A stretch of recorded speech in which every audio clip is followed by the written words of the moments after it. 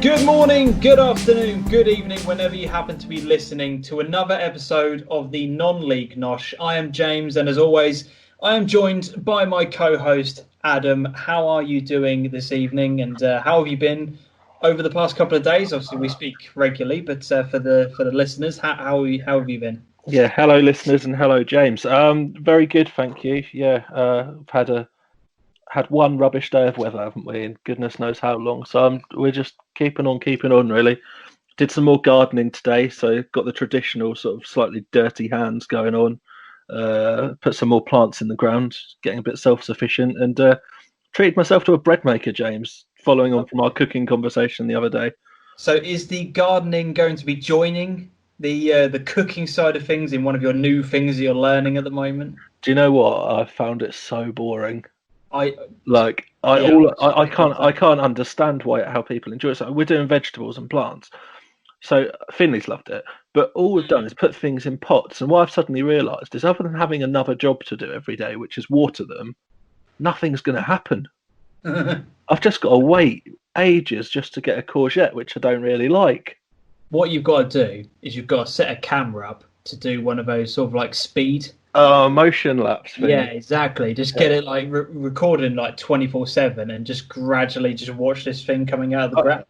I'd record a motion time lapse out of my front window of the cars and everything at the moment going out the front, but it'd be pretty bland, wouldn't it? Well, it would be more interesting watching a strawberry grow over the period of 4 months than it would watching the whole sort of action and traffic going on. That says a lot about the state of the world at the moment, doesn't it? Doesn't it just? But enough of us two rambling. What have you been doing yourself? Don't forget you. No. People don't want to know about me. I'm just doing well. Make yourself sound like an accessory, mate.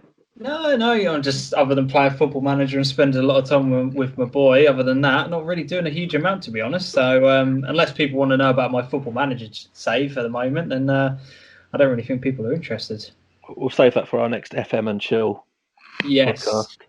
100%. But we are not alone, Adam. We have a guest once again. He's been patiently waiting whilst we've done our intro.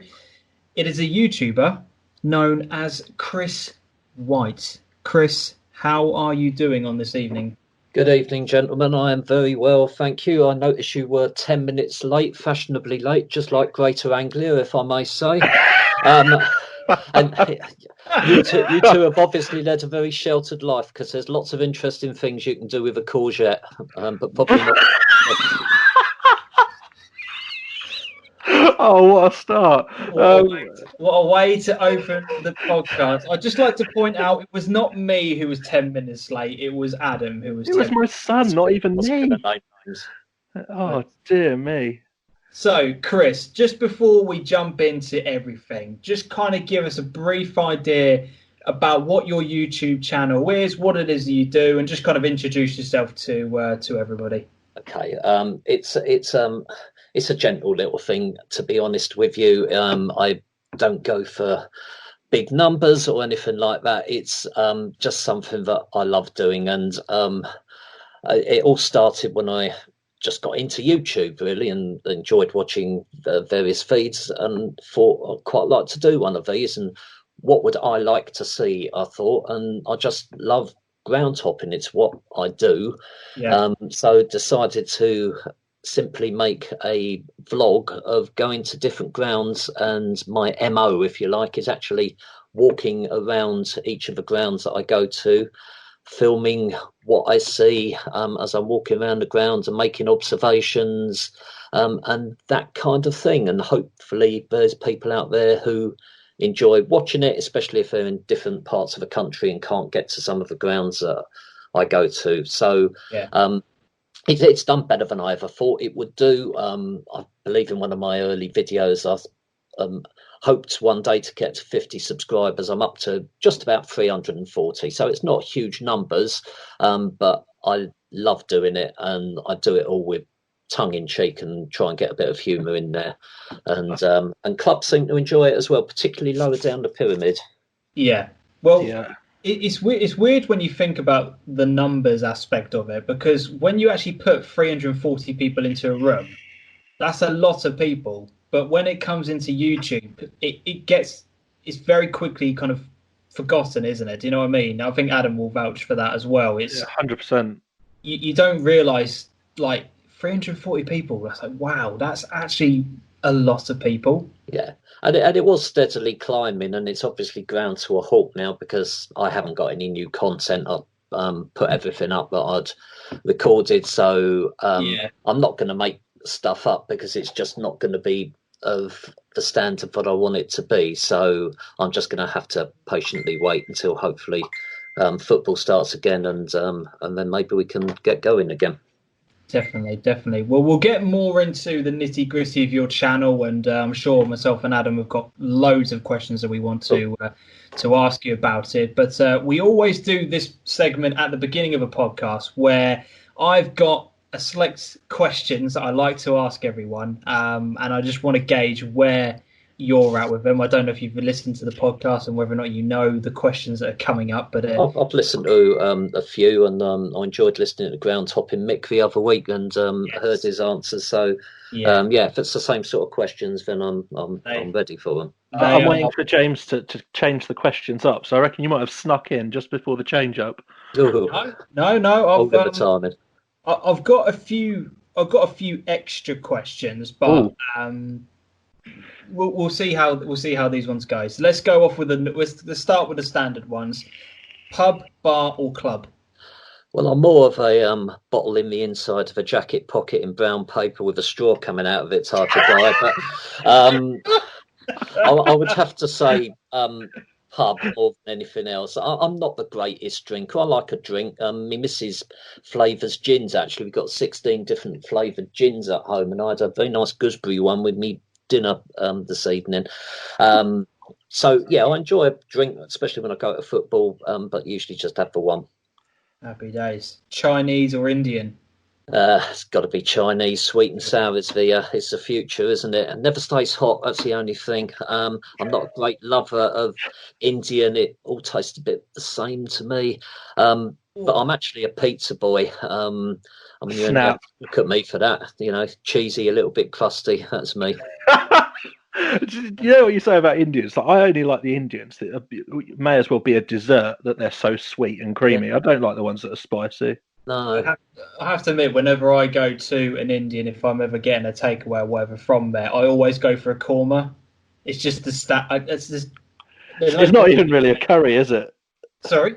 It's not even really a curry, is it? Well, you know what? I get a lot of abuse for it, but it's just my go-to. I'm exactly the same with the Chinese. I have the same thing every time. I'm not going to deviate away from it. No, it's same.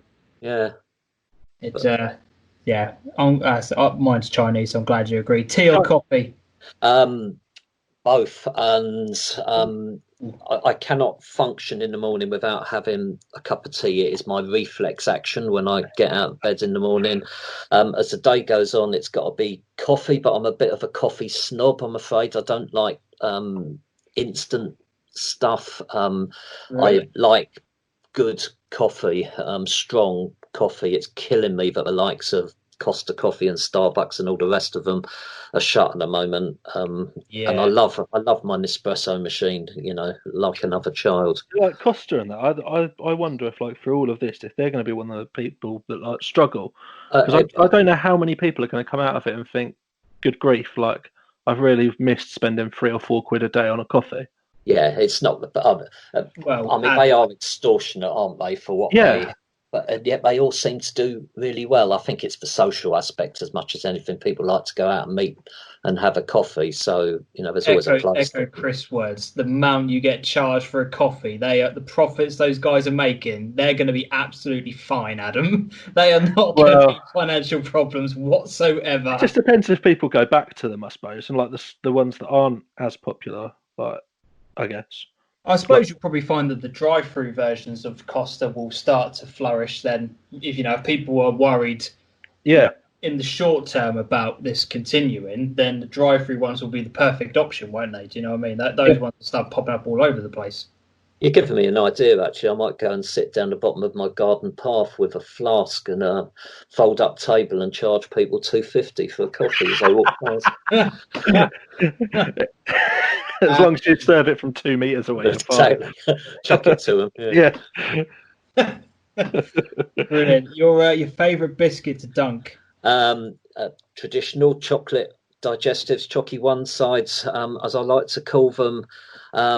You can get a really good packet of chocolate biscuits from Marks and Spencer's. 80p or 90p for 18 biscuits. I often buy them when I go to football, and they're really, really good. Hashtag just saying. I'm not being sponsored by Marks and Spencer's. I'm giving a shout out to malted milks as well, which has always been a bit of a favourite. Terrible, Chris. No, Adam. No, they're not. No, they are an awful biscuit. Although they should not have chocolate on them. And I'm going to fall out with you guys if you're going to suggest that they should be dunked. A biscuit is a thing of beauty, and there is no place in this earth for dunking in a hot drink. I don't know why you would do it. The crispness of the biscuit, it just goes soft, and then the bits fall off into your drink. And no, mate. Right, and with that, we're ending the podcast. Thank you very much, guys, for listening. Finished. Take care. I'm not having that. No. I don't want to get into a debate about this because we've got a lot to talk through, but no, that's not acceptable, Chris. There you go. You wanted my opinion. You got it. Hobnobs were made for dunking. Nothing else. So were malted milks, to be fair. They're, malted milks, ginger nut biscuits, and what's the other one I normally have? I can't remember the name of it, but it will come back to me in a moment. Instagram or Twitter? Do you use Instagram? Do you have one? I do have an Instagram account, but I post on it very, very occasionally. I'm more of an Instagram viewer than anything else. Right. Twitter, Twitter's my social media of choice. Because we'll come into it again, towards when we start talking about your channel. But you do take a lot of pictures as well as what you do. So that could be something to link into Instagram, maybe. But there we go. Yeah, and I haven't thought about doing that actually. I don't know why I don't really, but I put them on. There's Facebook groups for football grounds, which I put pictures on, and then I usually just put one on Twitter each week as well. Yeah. Some of those groups on Facebook about football grounds are absolutely breathtaking. They are. I just can't believe some of the things that pop up onto my timeline sometimes. Yeah, really knowledgeable people as well. Who've been all over the world. Yeah. Incredible. Favorite artist or band? Okay.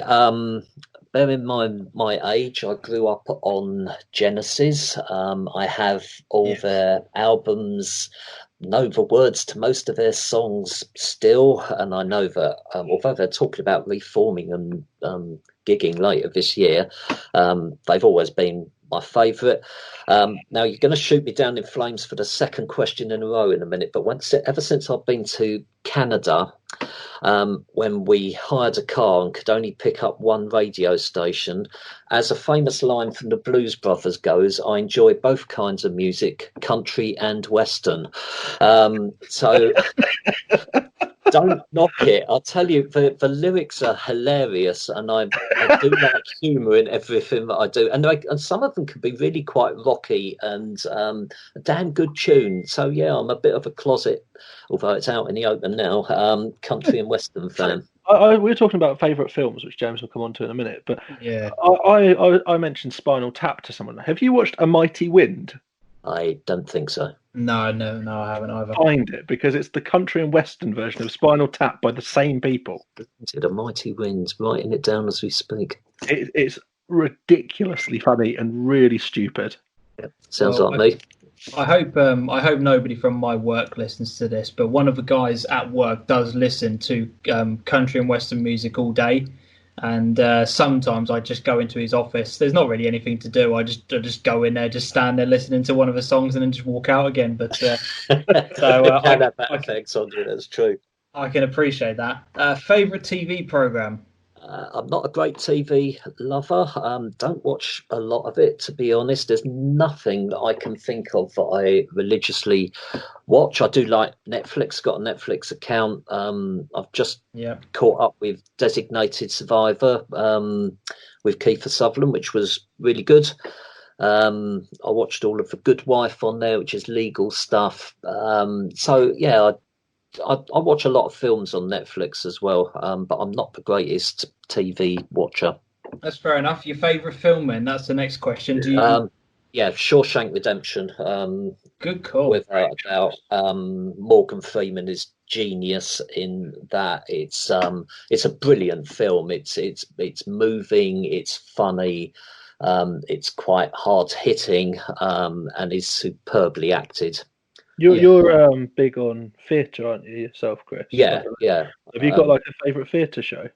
Well, I've just come off of doing. I don't know if you can see my picture. Can you? My Skype picture.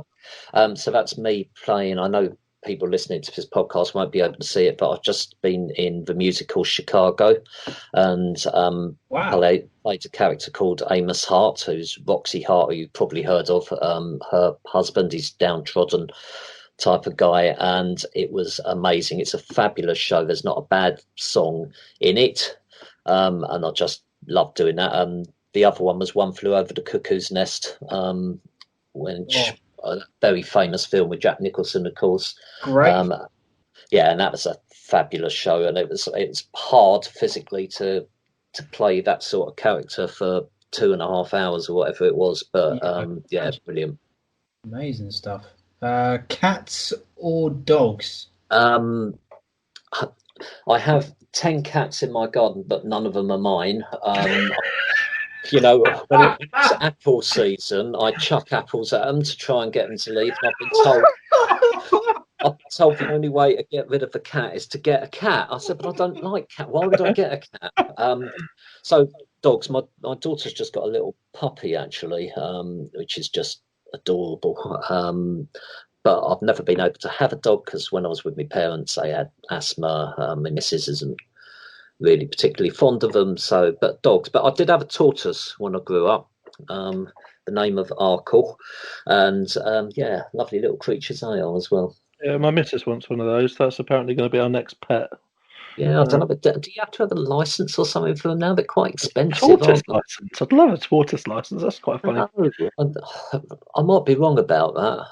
I can remember, like when I was younger, my nana found one in her garden that had gone for a wander, and I really wanted it to keep it. It was back in the days when you could sort of decide if you returned things to the vets or not. But my mum and dad wouldn't let me keep it. And I must have only been about 3, but I still feel resentful to the fact that they were very low maintenance. You know, give them a bit of lettuce and they're your mate for life.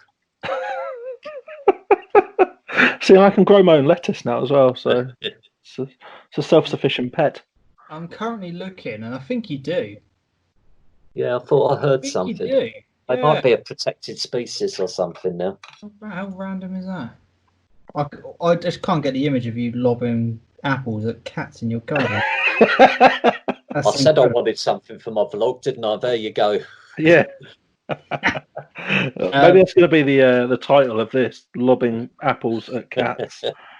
Just be a picture of an apple, as although we'll probably get sued for that. Sky or BT? Probably Sky. I mean, I haven't got Sky Sports anymore. No longer subscribe. I'm not a great Premiership lover, to be honest with you. So, you know, any football I watch, I tend to find online and that kind of thing. But I'm not a great fan of the BT coverage. I prefer what they do on Sky, but I don't watch it a lot.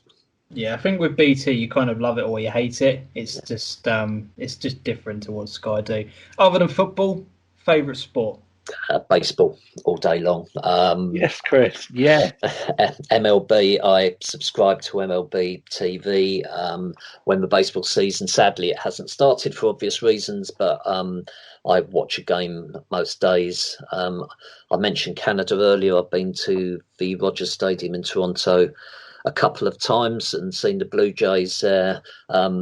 We've mentioned theatre, and it is a theatrical sport without a doubt, and it's probably the most tactical sport that you are likely to see, and I love all of that. It's like, you know, in football, if you've got Manchester United playing Burnley, you're almost certain, and no harshment here on Burnley fans, but you're almost, I'm using it as an example, Manchester United will probably win. If you get the New York Yankees playing one of the lower teams, let's say Detroit Tigers as an example, you don't know who's going to win. It just depends which pitcher is on. Results go all over the place, don't they? It's a great sport. It was my first season following it properly last season. and I picked the Astros to follow, and of course they had a monumentally incredible season. Then fell apart right at the very end. But it was so incredible to watch it unfold. But James just thinks it's a game of weird baseball, weird rounders rather. Yeah, I know, and a lot of people think that, and you have to watch it for quite a while until you fully understand it, I think. But it's not going to be everyone's cup of tea, is it? And that's fair enough. To be honest, I only had that one afternoon of watching it with you, Adam. It's like NFL, really. Unless you religiously start watching it and really invest your time into it, you're not going to understand the rules, and you're not going to find yourself falling in love with the sport. So I don't know, it probably could be one of those things that I do enjoy, but I think with F1, NFL and football, I think if I added another sport onto the agenda, I think the missus would kill me. So I'm not really prepared to say one little observation, actually. When I went to the Rogers Stadium, you get these guys going up and down the stairs, concessions, with beer and candy floss and whatever. And, somebody will raise their arm up and say, yeah, I'll have one of those. And they pass a $10 bill along the line, and then back comes the change. You go to a Premiership match, you wouldn't get past a second person, would it? And they wouldn't even keep it in their pocket. They'd just score and throw it on the pitch for a laugh. Or just keep it for themselves. Cheers, mate. Put it in the pocket. Yeah. Happy days. So, a couple of other questions, and then we'll jump right into it. So, who do you support? Do you want to reveal it? I grew up as a Tottenham Hotspur fan. I used to be a season ticket holder. Then it got too expensive, and I just had enough of it, really. So I went to watch my local non-league team. I lived in Harrow at the time, and the team were Wealdstone, who used to play in Harrow. They now play in Ruislip Manor. But they are still the team that I support, even though I ground top and don't see them very often. They're always the result that I look for.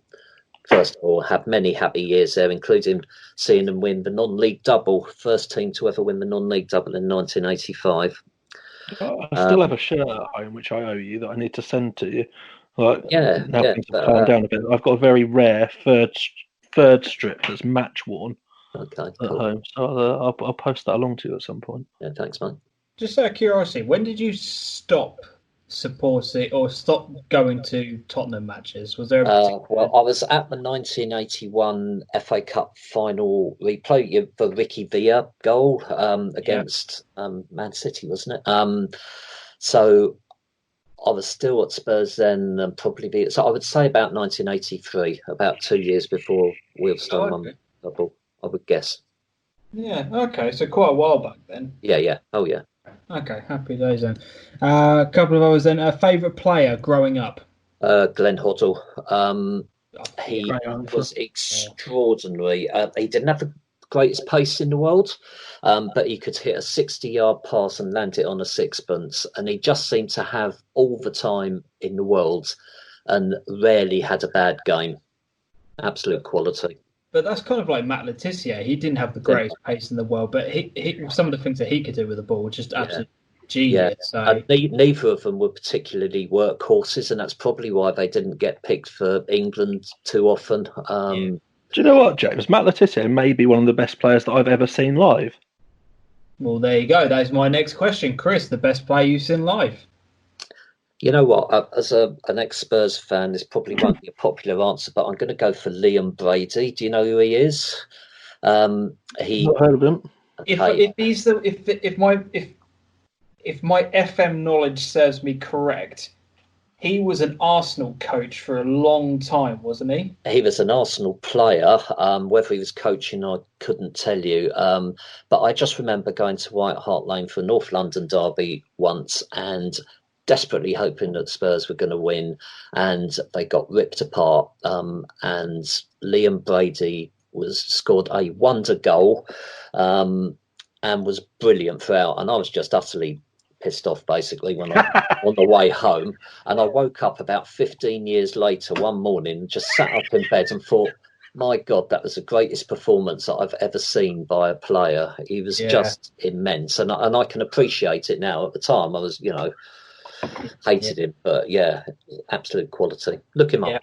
I've just searched him. Yes, he was an Arsenal coach. I don't know what it just.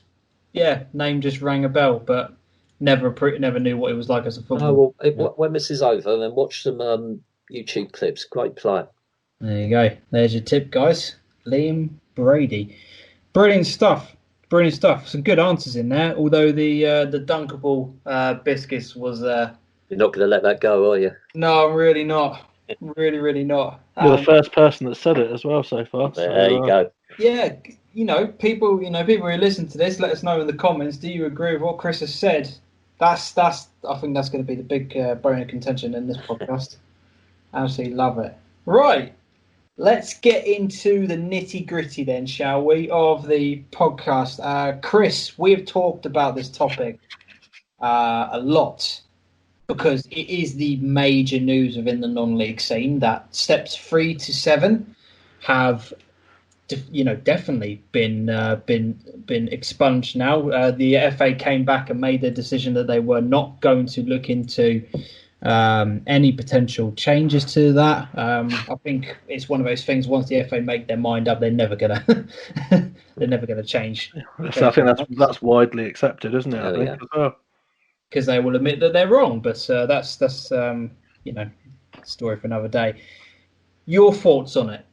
Do you agree with the decision that has been made? What's your kind of overall thoughts been as this process has kind of gone along, really? I don't very often feel sorry for the FA. I think they make a lot of decisions that I find absolutely baffling. But I think that they really have very few options at the moment with this choice. What none of us know is how things are going to be going forward. We don't know how long we're going to be in lockdown. When lockdown eases, we don't know exactly what that means. And when football is going to start, we have no idea. I hear lots of conversations about next season, but when is next season going to be? It could easily not start after the season that we've just had started at the end of July, very beginning of August. I find it hard to believe that we're going to be back to playing football at the end of July and August in 2020. So I just don't see as there's a lot else that they could do. The other way of looking at it is wait until we are completely out of lockdown and things are safe again, and then make a decision when we know what time of year we're in, what state the clubs are in. I think it's so difficult for them. And I do believe that they've made a decision which possibly they didn't have a lot of options other than to make that decision. So I think like something else that's sort of slightly related to it is that I've now caught sight of the emails the FA are sending out to referees, and they've had their promotions and confirmed. Do you think it's fair that despite the results being expunged, that the referees are still being rewarded for their performances, and that's now been confirmed and is all going ahead? I think it's slightly different, to be honest with you. It's with clubs, you've got so many people attached to it, so many teams attached to each league, all of which are going to find themselves in different circumstances and impacted in different ways at the end of this crisis. A referee is just one individual, and I think if they've proved that they can officiate at a higher level, then fair play to them, because we want as many good officials at a higher level as we can get our hands on, quite frankly. Yeah, 100%. I'd agree with that massively. I know that a couple of weeks ago it came out as chat that was going to happen, but like I say, this week I have actually seen a couple of the emails of people being confirmed for promotion and stuff. So I think it's quite positive in a way that they're making that step to ensure that we keep officials in the game. So when we are just while we're talking about referees as well, I've got to chip in here and say I go up and down the country, as you know, and I go to all levels, and I genuinely think that the majority of referees actually do a really good job in difficult circumstances. I am a neutral at virtually every game I go to, and I'm standing around people who are throwing their arms up in the air and yelling abuse and saying, that was never offside. And I'm standing there and thinking, yes, it was. And people just can't see it because they're so invested in their teams. They just can't see it. And actually, the majority of the officials that I see remain calm and do a really good job under difficult circumstances. It's really odd because I've seen the other side of things this year. Like I've seen mixed officiating, but because I've had the benefit of extensive camera work, some of the decisions that I've seen have been really funny. Yeah. And what you don't appreciate is that the speed that the game is being played at and the level. And I think it's really easy to criticise, but these are not professionals. Like, these are people that are doing that as a part-time job, and they will get it wrong, and there needs to be an amount of acceptance that not only will they get it wrong, but they need to be validated for the job that they are doing as well to keep people there. You know, I've seen some funny stuff where there's goals that were so clearly over the line, it was ridiculous. Not given. People sent off for things that wouldn't nowhere near fouls. So I've sent a few things to James before, and it's just had him in absolute stitches, like offsides that were yards and yards onside. But at the end of the day, those are odd, isolated incidents, and because those are often the ones that prevent something like a goal going ahead, the refs get slaughtered for one bad decision rather than being given a pat on the back for the 10 good ones they make. Yeah, at this level. So I think that I'm in complete agreement that we need as many good referees as we can get. Do you not find, Adam, as well, that you actually watch the game slightly differently when you're filming it? I think you see things that you wouldn't normally see if you're just looking with your own eyes, if you know what I mean. Yeah. I mean, there's a few bits with that. I'm often watching with the coaches. Like, I'll be next to the subs bench if I'm not filming it. I will be standing on a gantry, so I'll have a higher view of it than other people. Mm-hmm. There's all these things where I'm seeing a different game to what most people stood around a picture. Because even at these non-league grounds, where there's an option to go in a stand, not that many people do. No.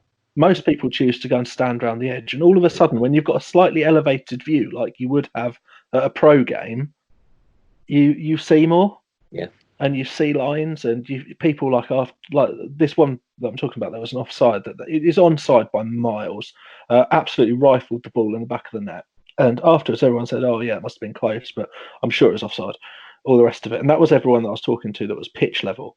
Look at it from the elevated position. Everyone's like, "Goodness me, that's a shocker." Yeah. But there's all these different things that you've got to take into account, and you do see the game differently when you're looking from different angles, and especially when you've got the ability to go home and like pan all those angles together. Like, the software I'm working with at the moment allows me to stitch all my tapes together and then just choose which angles I want. Oh, nice. And all of a sudden you realise a referee only gets the advantage of seeing this from one point of play whilst moving most of the time, and having to make a snap decision with as much help as possible from a linesman who is also moving and also seeing it from the furthest distance possible most of the time. Yeah, I think that's why when I'm doing my stuff for the channel, I will make a comment about a decision during the game, and in the matchday vlogs they will be there. But when it comes to interviewing after the game and talking to different members of staff, you will very rarely find me talking about a referee, because I don't want the interview to be about a referee's decision like it is at the top of the game. Yeah. I want it to be about the performance, what the club is about, and promoting that particular club, rather than, did you see that decision? That was absolutely disgusting. How did he get that wrong? That's just not right. And, you know, maybe a few years ago when I was still watching Norwich, that probably would have been my attitude towards things, because when you're in amongst that thousands of fans, it's very easy to get into that mindset, isn't it? In non-league though, now I don't think I think people are a bit better behaved as well on social media, where you don't see them publicly out referees as much, and when they do, often people come back and question them. Yeah, if anything, they're pally on social media, aren't they? Yeah. I've got quite a few referees that I follow on Twitter, and they're all chatting to the players, on social media before and after the games, as if they were their teammates. Yeah. The discipline, though, for players and coaches in general, I think is shocking. With the respect campaign, which we've had, I don't know, quite a few years now, haven't we? The amount of dissent, arguing, berating of officials, not at every game I go to, and not in any particular league. This is throughout. Is far away from where it should be. I just don't understand it. I don't understand why a bunch of guys who love the game want to spend so much time arguing. Just go and play the game and be prepared that you're going to get some decisions go for you and some decisions go against you.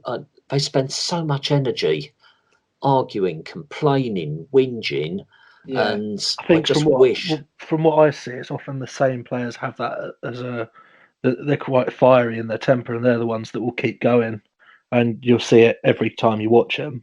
Yeah, but they start from the first minute, and you think, "Yep, here we go again." And I don't get it. There's even teams that I will watch, like inside the furlough non-prem and outside of it, and they're a team that will be on at the ref and in the ref's ear constantly.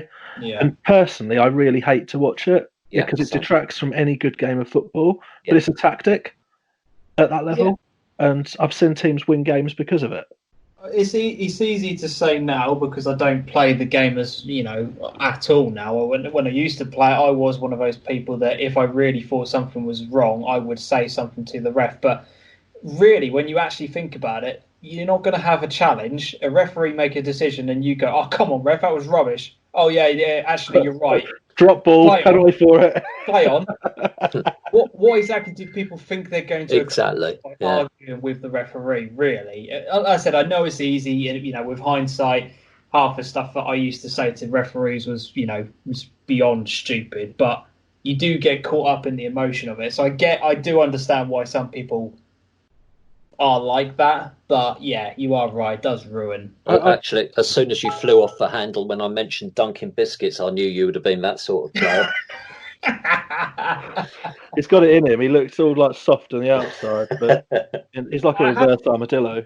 I have to admit, when I am on a football pitch, I am a completely different person. I'm very vocal to teammates, and which is great. And that's encouragement of teammates and and support of the teammates. Absolutely, as much as that as you like. Yeah.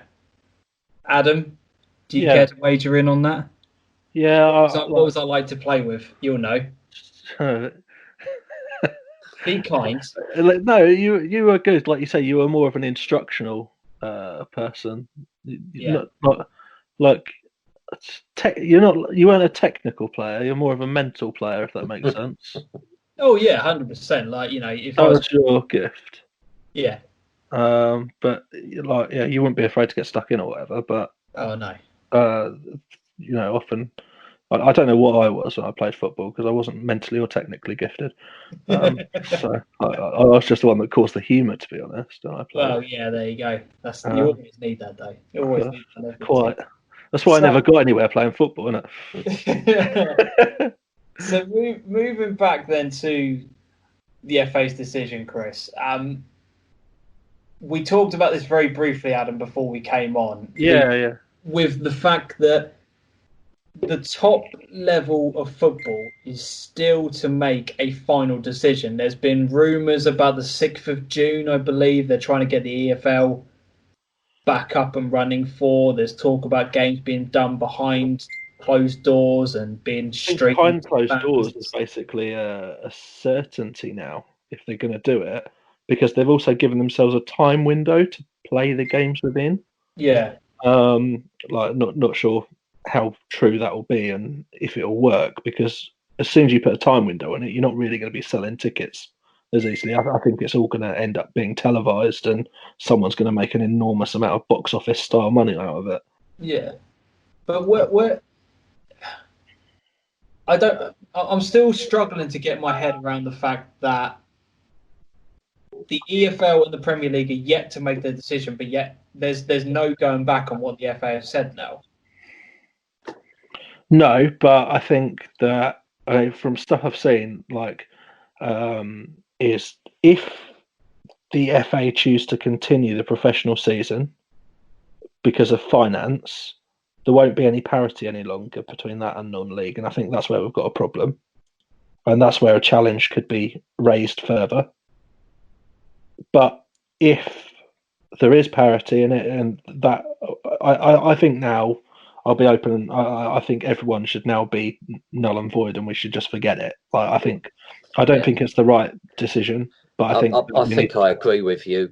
I think it should be null and void as well, and I know that's going to be so difficult for clubs that were doing really well. I mean, you're associated, Adam, with Stowmarket, aren't you? Who are right up there, and it'll be so difficult and disappointing for clubs like that.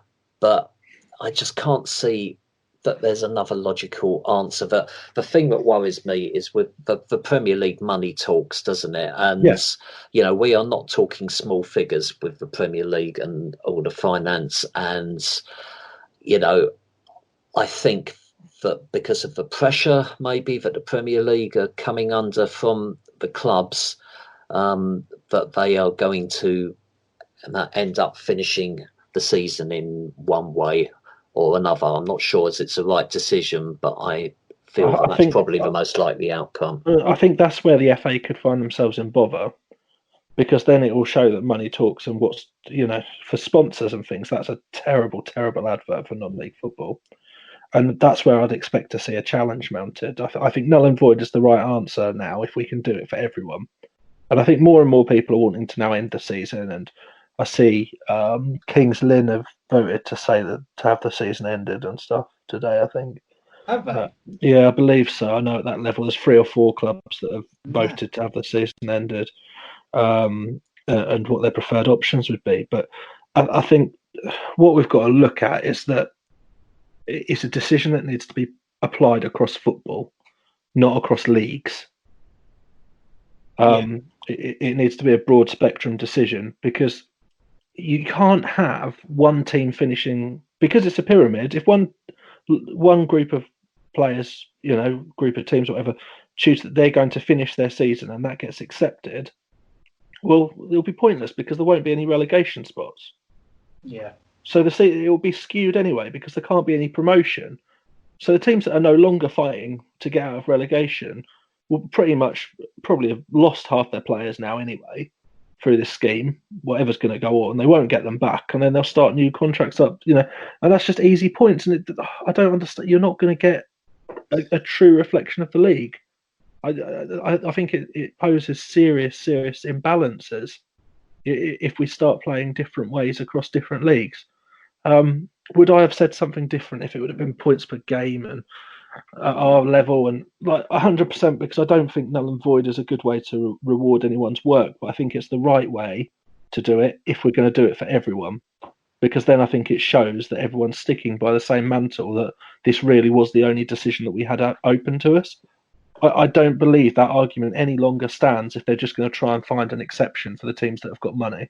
Yeah, when you start giving the authority to leagues to make their own decisions on various different bits and pieces about how you want to end your season, it's dangerous, isn't it? When you start giving the responsibility over to somebody like that, you are right. There's no point one league making one decision and another league making another. It makes absolutely zero sense to do that. It just needs to be one decision for everyone, and that's it. And let me, obviously, this whole conversation isn't really about the decision as to how to do it, but it's what's impacted by it. And I honestly think this is about the finance at this point now, nothing else. As Chris has said, there's a lot of money in those higher leagues. And I think it's fueled by that finance and what would happen if those sponsorship deals dropped out. And something that I wanted to point out that I sort of briefly touched on before we started recording is what happens to clubs without that money coming in, using financial fair play. How close are those clubs to the breadline? How, are they literally just flying by the seat of their pants, or have they got tons of money in the bank? I think there's clubs in the Premier League that without the income, if they lost the sponsor revenue, if they had to pay money back and everything, I think they'd be close. I don't think everyone would be quite as secure as they think they are, just because it's football and there's millions and millions of pounds in football. The outgoings are just as high as the incomings at times. Well, you think that most clubs in the Premier League are always financing a season ahead. Yeah. In reality, they're not financing what's going on this year. They're financing for the following year. Yeah. And if you no longer have that source of income to fund that coming in, then you are going to find a lot of clubs,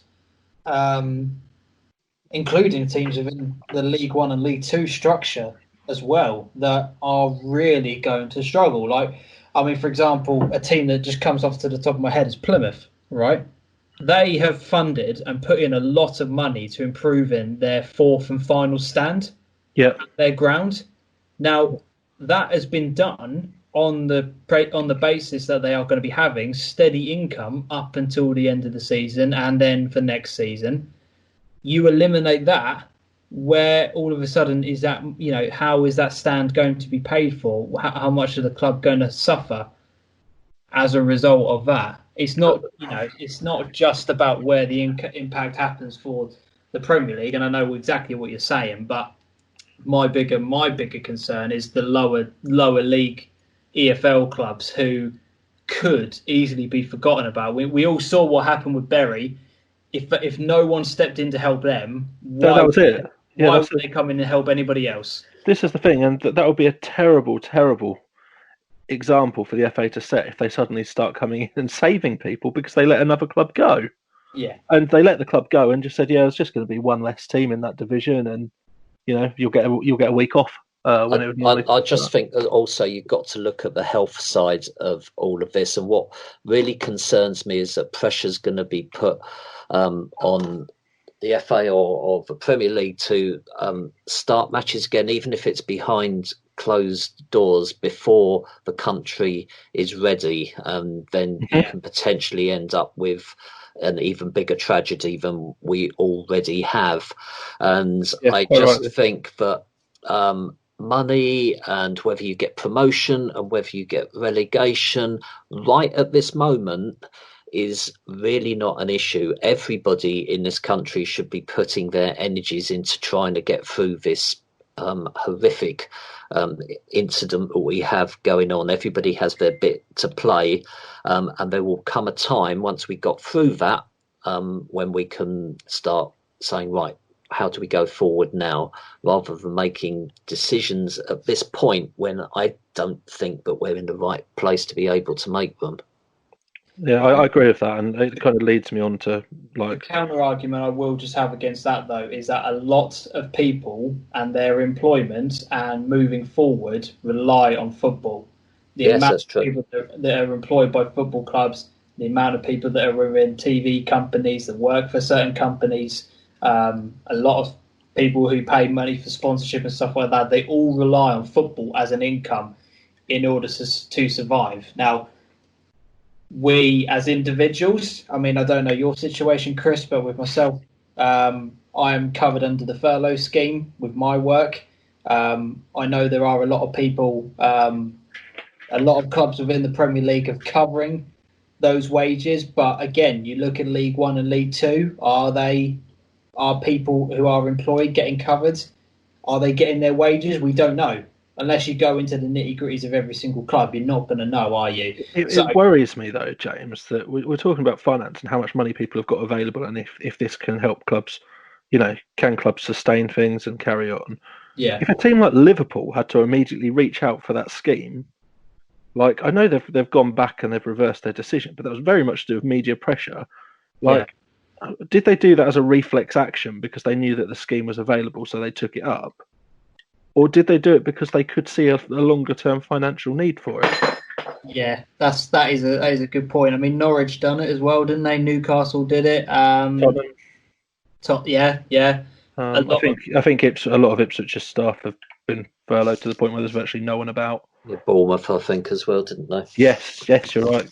Yeah, so yeah, it's a good point. I mean, why did clubs do that? Again, a lot of these teams, again, as I said, they live a season in advance, and maybe people's finances are not as great as people make it out when they do their annual reports and stuff like that. You know what I mean? There must be a reason why they're jumping on that scheme.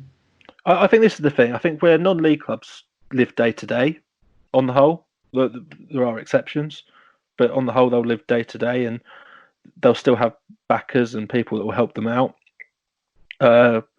Premier League will live sort of a year in advance, but everything is funded by somebody. There's someone in the background who has the ability normally to walk away. Now, why would these people currently see football as an attractive proposition to keep pumping money into when we have sport isn't important? Sport will come back into one way or another. Sport isn't essential in a way. Which makes a decision of the guy to buy Newcastle at the current time. You could look at that and go, well, why is he doing that? But ultimately, he has got a discounted price for Newcastle because of the current situation. Mike Ashley has even admitted that he's selling it at a lower price because of the current situation. So a lot of people will be thinking, actually, it's kind of like your shares when a major incident happens. Right, buy low. I'm getting a big deal here, and then future I could sell and get a big profit. So football won't be how we know it for a long time. I think, the whole objective of this conversation for me was just to reflect on how finances would look for clubs, and I think we've kind of established between all of us that for as long as football isn't important, for as long as there's health issues, for everything else, football's not going to happen. Football players, everything else, that they'll still get paid. There's only so long that sort of money can be floated about for. And the furlough scheme, like people are talking about, like reducing wages of players and everything else. The reason why nothing like that's really happening with players is because the furlough scheme and all the rest of it won't even touch anywhere near what any of them are earning. There is no scheme to cover them. So how much longer they'll be able to keep it up for before we start getting a big fatality, I don't know. But I don't expect it's going to be that many weeks before we hear someone saying, do you know what, this just doesn't logically make any sense just to carry on like this. And you're saying that football isn't going to be how we knew it for a long time. From a non-league perspective, it makes me wonder if they're going to have to look at the geography of the leagues again once we get through all this, because I think, the days from the likes of Torquay going up to Darlington or whatever, it makes you wonder whether those days are over and we got to look at more regionalisation. Yeah. That's a good shout. I hadn't even thought about that, to be honest. That is a very good point. Do you know what, Joe? We spoke about restructuring the leagues on a podcast months ago. And to do it. And in our area, it would be very, very odd. Like, Chris, you've been in this sort of area for a couple of years before, but there aren't many teams in, say, Suffolk that are sort of, do you know, of a good level. Like, there's quite a gap between them all. There isn't a concentration of teams in the Furlough None that are in, close together in Suffolk and stuff. So it'd be interesting. It might be worth you guys having to think about it for a future podcast, though. It maybe needs a bit of creative thinking somewhere along the line, but I just can't see how. Like? Yeah. Oh God! If football's relying on me and Adam to solve the crisis, then Christ above, help! It really is a crisis. Fantastic. Adam, anything else you want to you want to talk about in regards to this particular section, or shall we move on to Chris and his channel? Because I think we've covered the current decision, referees. We've covered finances in pro game. What's going on? I think we've absolutely whizzed through 3 topics without even realising it, James. Yeah, I want to talk about your channel, Chris, and the variety that you show on there. When did this all start? How long have you been doing YouTube? It's not that long. Let me have a look. Actually, maybe I actually started with a ground not a million miles from you. The first one, which is Witton. Is that Ipswich way? I can't remember exactly where it is, Witton's but down Essex, yeah. Colchester, yeah. Was James Beardwell there when you went there? Oh, no. Witton United. United on the outskirts of Ipswich. Yeah. Oh, yes, Witton. That's the one. Oh, yeah, sorry, I thought you said Witton. Oh no, Witton. Yeah. Yeah. And I'm desperately trying to find it. There we go. April the 3rd, 2016. So 4 years ago. Wow. A long time, then. Yeah. And it started. I mean, but for the first, I don't know, dozen, 20, maybe even more than that, were all done on one take. It was literally turn up at the ground, walk around the ground and record. There was no editing or anything. I just did it all in one take until because I do it all on the phone, and it started playing up with me. Funnily enough, also when I was near you guys, when I was at Wyndham, just down from Norwich, and my phone just kept cutting out when I was trying to record. And if you ever watch my Wyndham video, you'll hear me getting remarkably pissed off during it, because the thing just kept cutting out on me. And on the way home, I thought, I've got to change this. And so I just looked into finding editing software. And once I got my head around that, then as well as doing the walk around the ground, I started introducing the match highlights that I now put in there as well. And so basically the channel has an intro, which I try and make humorous, then a walk around the grounds, then clips of the match with a shout out from somebody with the half-time score, then the second half, and then some stills of the grounds at the end with a jaunty piece of music. And that's it in a nutshell. And so how do you decide what games you go to? Because I'm looking at it, we've got your most viewed videos, right? So we've got the Tottenham Hotspur Training Centre. Yeah. Then we've got the FA Vars. Then we've got AFC Fylde. Yeah. Then York. Then we've got Brentford. And then there's Staines and Tilbury. Variety of regions around the country. How do you pick your games from a week to week? At the beginning of the season, I write a list of different leagues that I would like to visit, and then I will choose one of them each week at random, just where an area of the country I haven't been for a little while. I look at the fixtures, I look and see where I haven't been before. I choose one of them, and that's kind of how it works. And I actually had a comment on my channel once from somebody saying, I'd like to know where you're going next week. And I replied and said, I can't tell you that because I don't know myself where I'm going next week. And that's kind of how it works. I decide usually on the Sunday before the Saturday where I'm going to go. Wow. And then plan it. And, and it often changes because of weather and that kind of thing. You often use public transport as well, don't you? I do. Yeah. Get there, which is a good shout out, because non-league's good for that. Me and James have spent many hours on trains and buses and stuff getting to random little grounds, haven't we, around the county? And that's what I like about non-league. The ground's just tucked away, but you can often get a bus or a train to near the ground and just go for a wander. I remember we've done some trips before where we thought it was walkable. This stands out, James. Oh my days, yeah. And you start walking, and then you wish you never did. Have you ever had that happen to you at any ground? Solihull springs to mind when I think I went the wrong way to start with. When you come out of the train station at Solihull? Yeah. And I go there.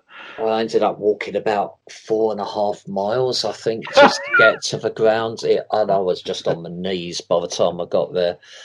And then I walked back to the station after the match, and that was about a 3-mile walk going the right way. But oh my God, I got home, and I'm one of these sad people who has a step counter, and I'd done 30,000 steps that day. I can see you went to Yarmouth as well around a year or so ago. I mean, it's got the oldest stand, hasn't it, apparently? Yeah. If you watched my video, I actually thought that the stand was closed because they put chains across. So that you couldn't get. And when I did my walk round, I actually focused on it and spoke about it and said, unfortunately, I'm not going to be able to get there because it's closed off. And then, like 2 minutes before kickoff, they moved the chains and let people in there. So, yeah, that's a classic ground. Lovely day. I went there as well. It's a good ground. It's got a track around the edge of it, which some people don't like because it keeps you away from the action a bit. I've had not many. a bad track, and we were talking about height earlier, and when you look at a game from height, and you get that if you go up the stand in Yarmouth, so it wasn't a problem.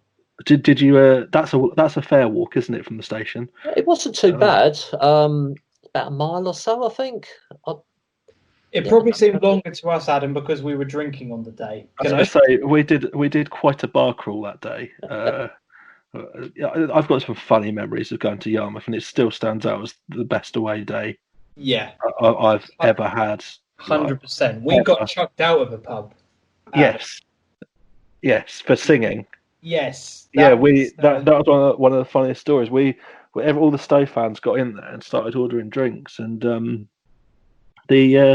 what we didn't know is that someone was having a wedding reception in there at the same time, and our coordinated singing didn't go down very well. The problem is that we were all told to be quiet, and I'd already had quite a few by this point, and I kept going with the songs. It just went on and on, didn't it? I went to a game once, and I cannot remember where it was, and it's not one that I videoed, but there was a bridal party there, and the bride actually came out just before the game started and walked onto the pitch because she wanted to have a picture taken with the goalkeeper. You see the most amazing things in the league.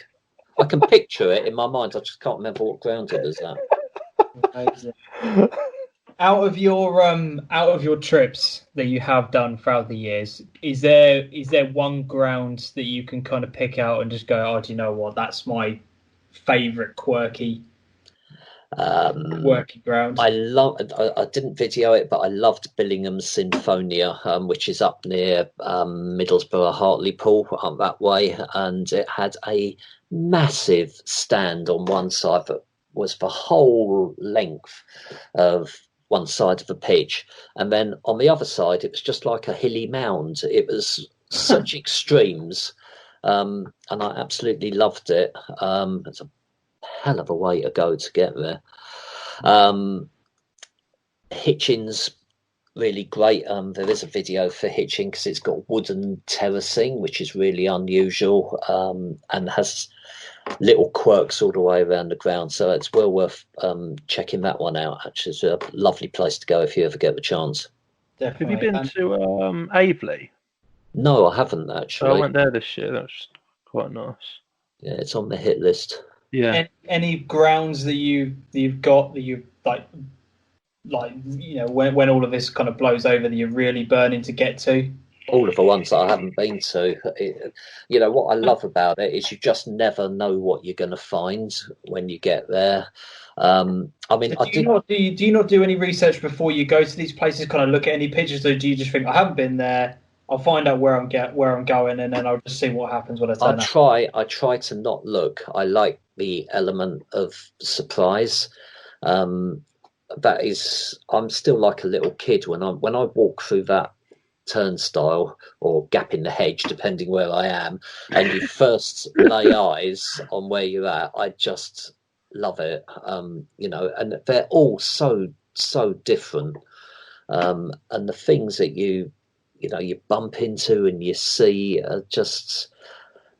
There's a giant minion at Sheppey. I don't know if you look at find the Sheppey video. There's why nobody ever told me why. It's just so bizarre. There's a couple of your videos that I like that particularly stand out. They're a little bit older. The COCKFOSTERS FC one that you did. Yeah.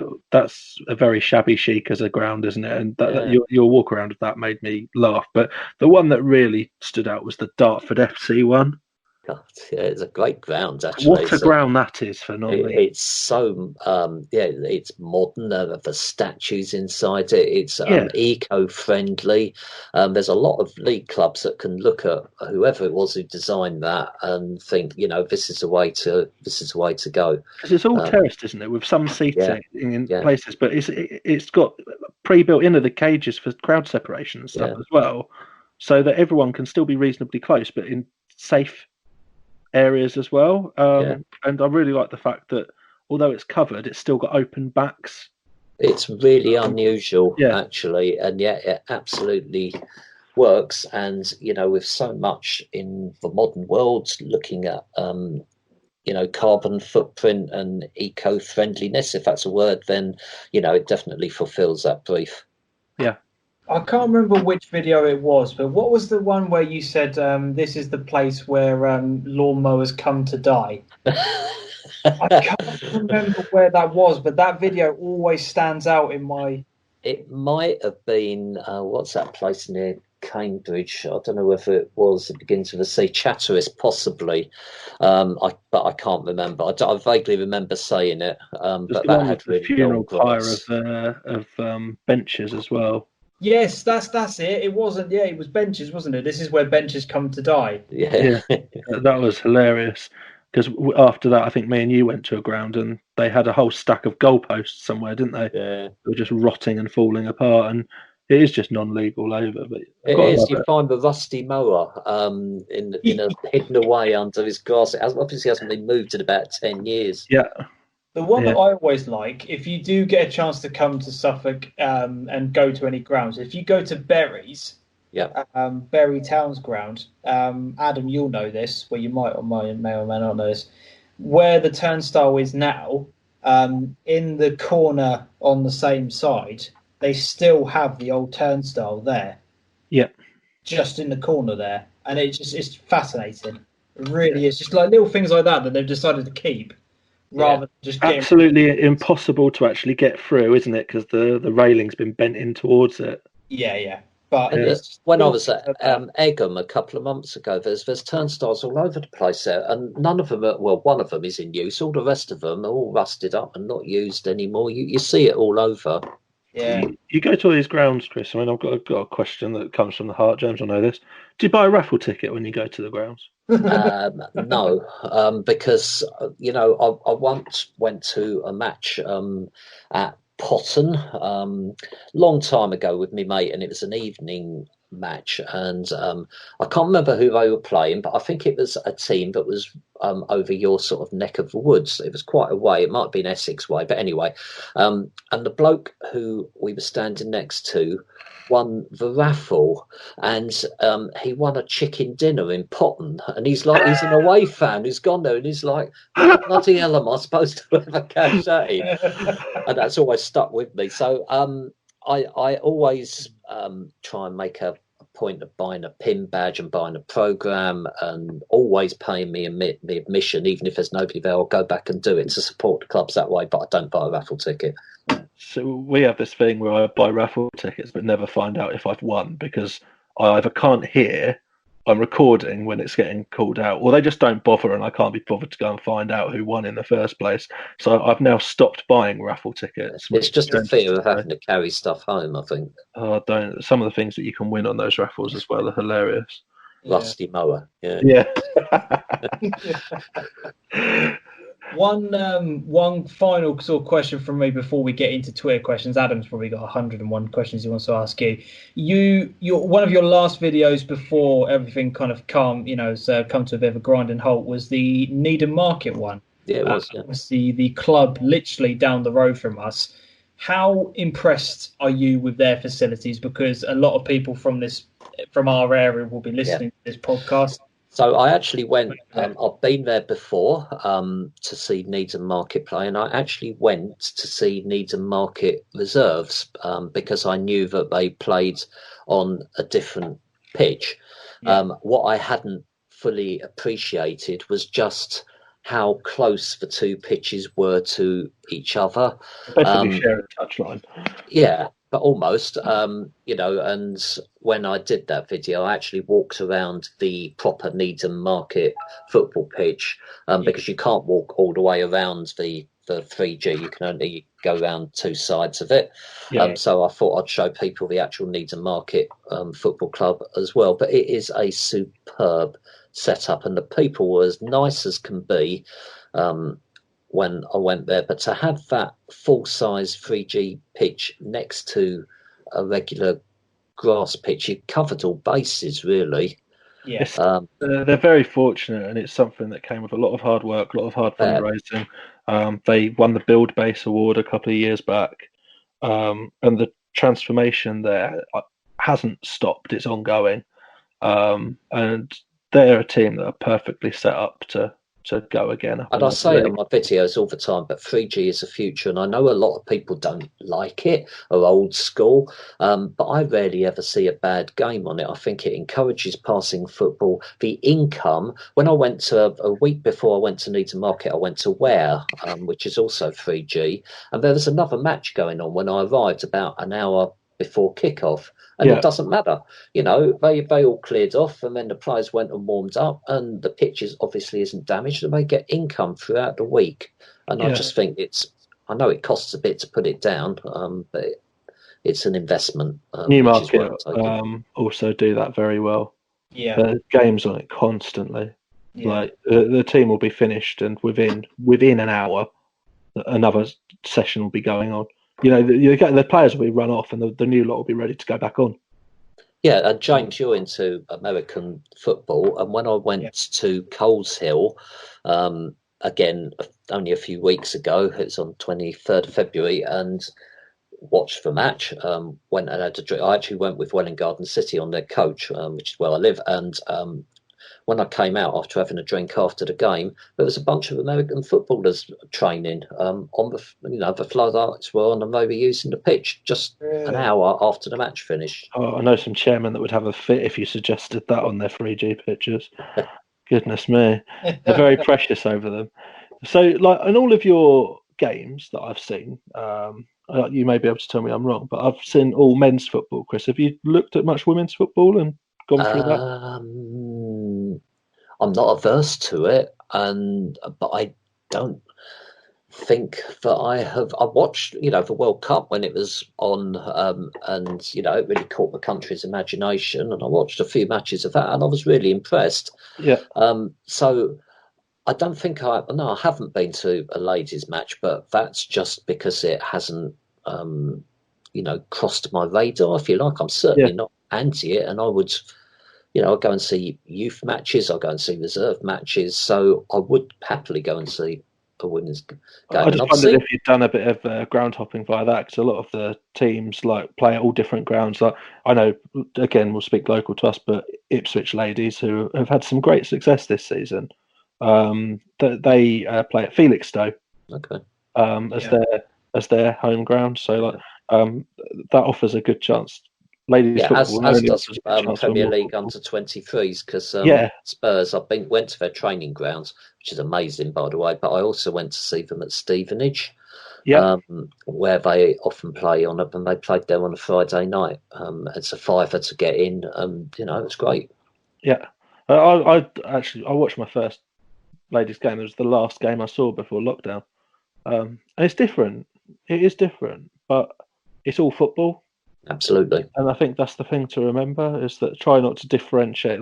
I think for me, I probably went into it differentiating too much between the genders in terms of the football. When you sit back, it's all football. It's just played at a slightly different pace with a very slightly different way of the game being managed. Yeah. I think is the way I saw it. And it was a lot nicer to watch. If we go back to what we said earlier, you don't get any of the abuse and stuff for the refs and everything. It's actually played in the right spirit. Yeah.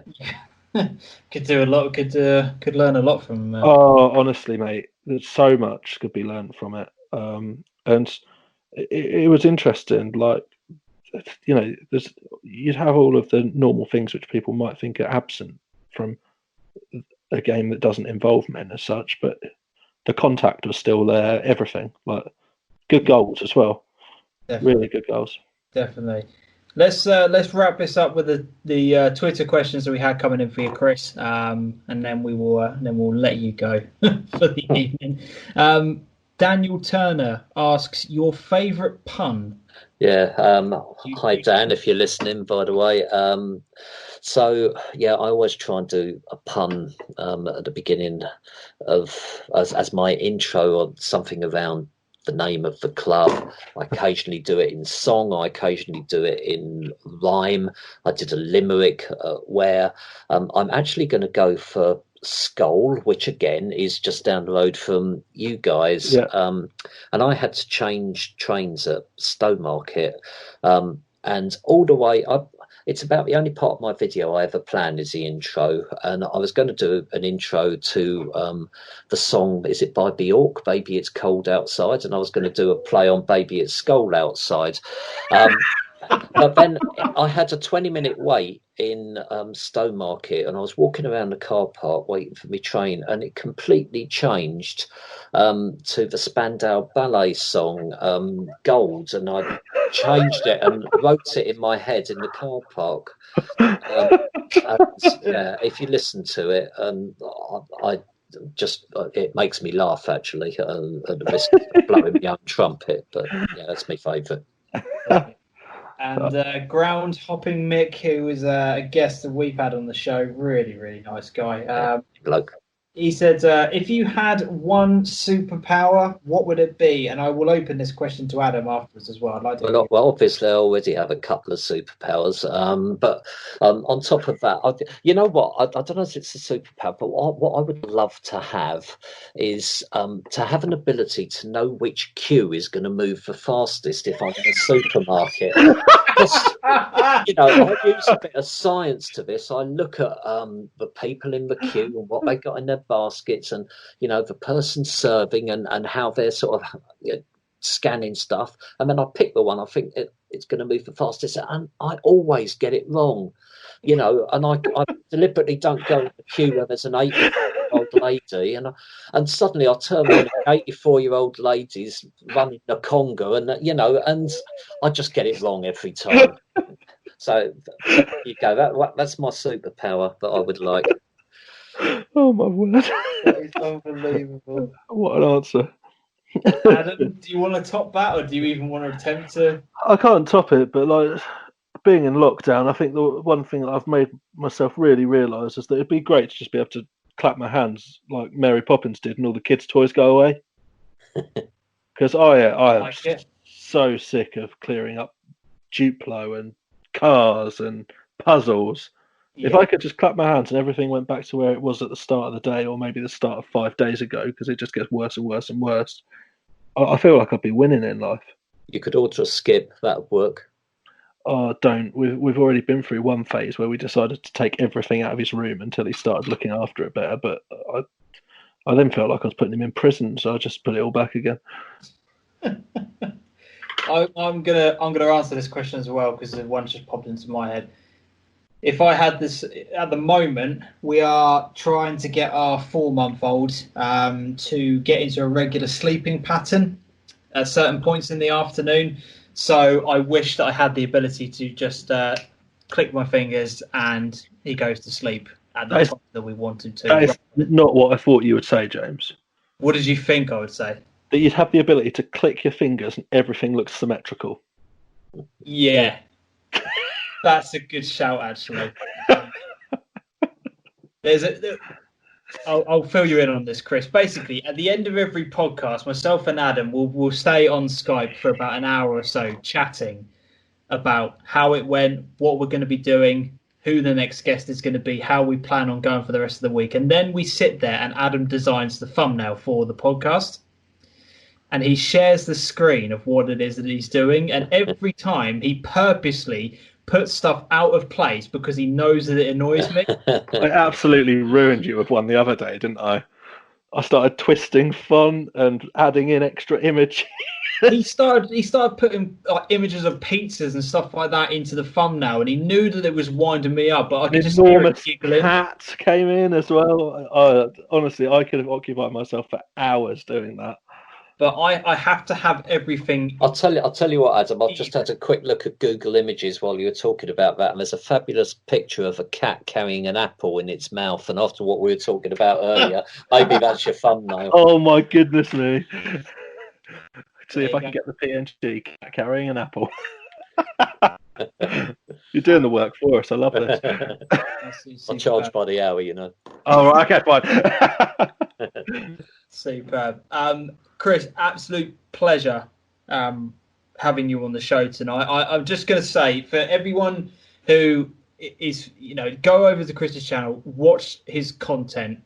honestly, myself and Adam, when we were recording the podcast around each other's houses, before we started, our ritual was to watch your video from the weekend. Watch a Chris video together. Yeah, we would watch that, have a giggle, and then that would get us into such a good mood. And then we would then click the go live button and start recording. And I'm not just saying that because you are on here. It's nice to hear, actually, because when you're walking around the grounds recording these things, you kind of forget that people are actually going to be watching it from wherever in the world. And so to hear things like that actually is really nice feedback. So yeah, thanks for that. No worries. Like I said, I encourage every one of my subscribers, go over to his channel, watch some of his content, the puns, the jokes, honestly. And if you're a new subscriber, he will shout you out in his videos. That is a guarantee. And put your name into a pun as well. Yeah. Exactly. I turn up for the football, but stay there for the puns. So that's me, and it does make me laugh. And I've got to be honest, tonight has made me laugh more than any of these I think I've done so far. So it has been an absolute honour to have you on. Thank you so much. Yeah, it's been a pleasure. Thanks for inviting me, guys. It's been a good way of spending a Sunday evening. So look forward to hearing more. Well done, and the content you put up, and keep up the good work. Cheers, Awesome. Appreciate that. I'll put a link for your channel in the description, so go over and check his channel out, guys. I really would be much appreciated. Stay tuned, because for the next 2 podcasts we have some ex-professionals coming on the show, which is absolutely superb. Our next guest is Jamie Puritan. I cannot wait to speak with him. If you've got any questions for him, leave it on Twitter, all that kind of stuff like that. Thank you very much for listening. Hit the thumbs up if you've enjoyed this one. Leave a comment, including your thoughts on non-dunkable biscuits, in the comment section below. Till next time, as always, adios.